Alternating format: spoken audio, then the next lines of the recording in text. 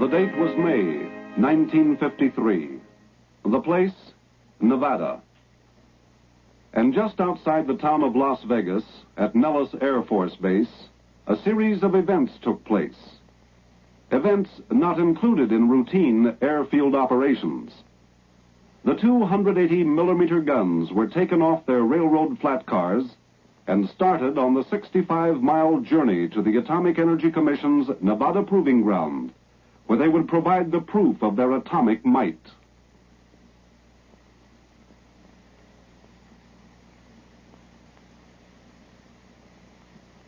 On their way through Las Vegas, the big guns experienced no trouble whatsoever in negotiating the city streets. On the sharpest of turns, however, was where they really proved their mettle.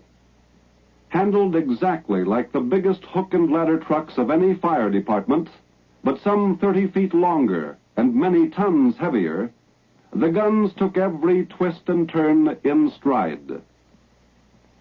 They are big, but flexible. Once out of Las Vegas, they settled down to the long grind north to the Proving Ground. During field operations involving the 280-millimeter gun, they travel in batteries, such as these. A battery consists of 2 guns. 3 batteries make up a battalion. The battalions provide support for field army or separate corps action. There are, with each battery, 9 support vehicles, acting as transports for gun personnel, supplies, and ammunition. In convoy on hard-topped highways, the guns can travel at 30 miles per hour, and in spite of their road weight of 76 tons, can use the standard Army bridges wherever necessary. 70 miles north of Las Vegas was the turnoff to the firing site. In 1944, when the original design specifications were drawn up, the gun was to have been a 240-millimeter weapon. However, these specifications were soon changed by the rapidly advancing artillery capabilities and the foreshadowing of the atomic age. Instead, were substituted the designs for a 280-millimeter weapon, with not only HE, but atomic firepower. In 1951, the gun was tested as a normal artillery piece at Aberdeen. Needless to say, these tests were successful. All that remained was to check out its other capability, the atomic shell. Even on secondary roads or rough terrain, the guns retain relatively high mobility in spite of the fact that their speeds are lowered to approximately 10 miles per hour.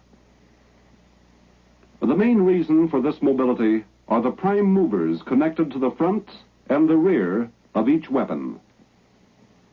Each prime mover is capable of 365 horsepower. Just one of these cabs has 50% more payload than the largest Western highway truck. For a heavyweight fighter, the big guns are light on their toes. Once at the firing site, the line of fire was given, and the guns were directed to their respective emplacements.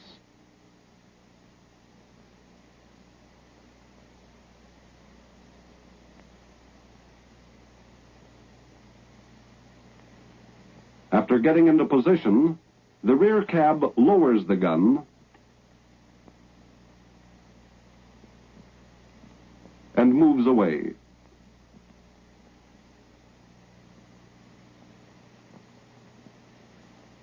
Then the front cab winches the tube into battery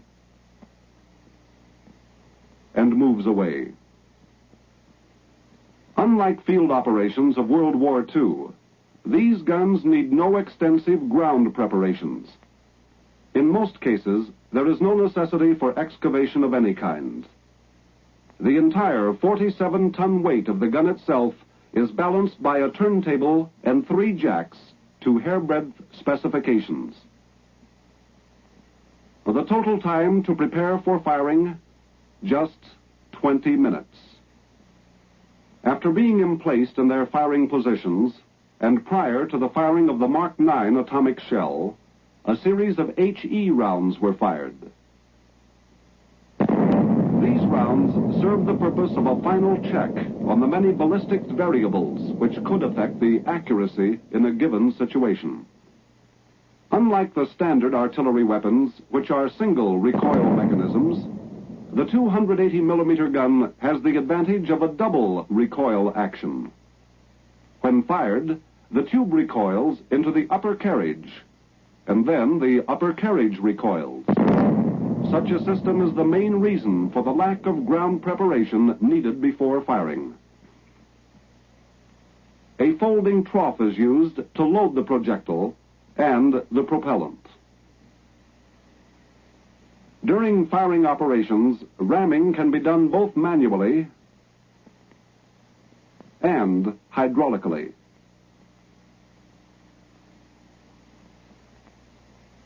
The gun is capable of a 360-degree traverse and can go to a maximum elevation of 55 degrees. The time for rehearsals and final checkouts is over now as 0 hour approaches.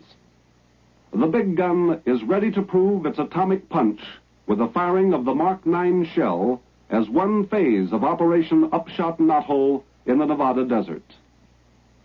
Everything functions with a precision found in any capable, well-trained team. 0 hour is minutes away now. The projectile is prepared and brought to the gun.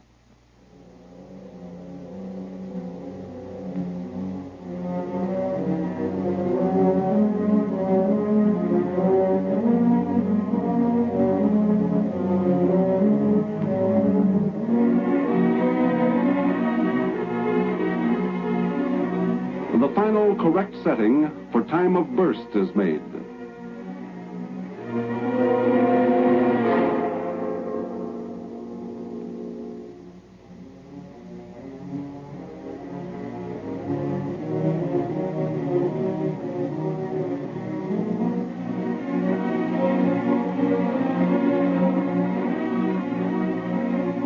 The breech closed and the primer inserted.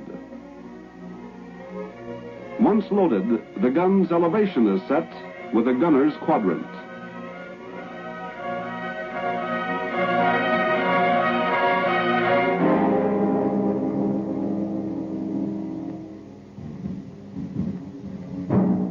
Sighting is done with a panoramic telescope.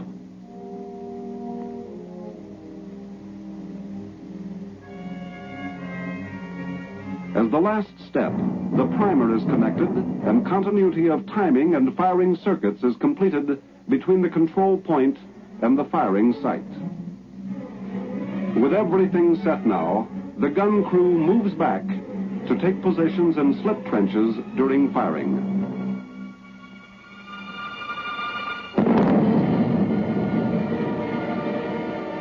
The time is 0830. The date, 25 May, 1953. 4, 3, 2, 1.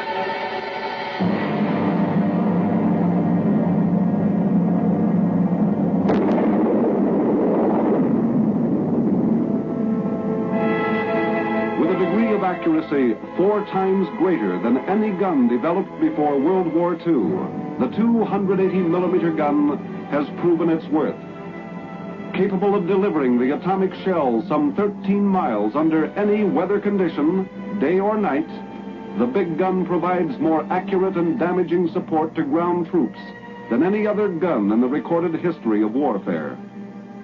Exceedingly powerful, but flexible, and with a high degree of mobility, the 280 millimeter gun is one of the Army Field Force's newest tactical weapons.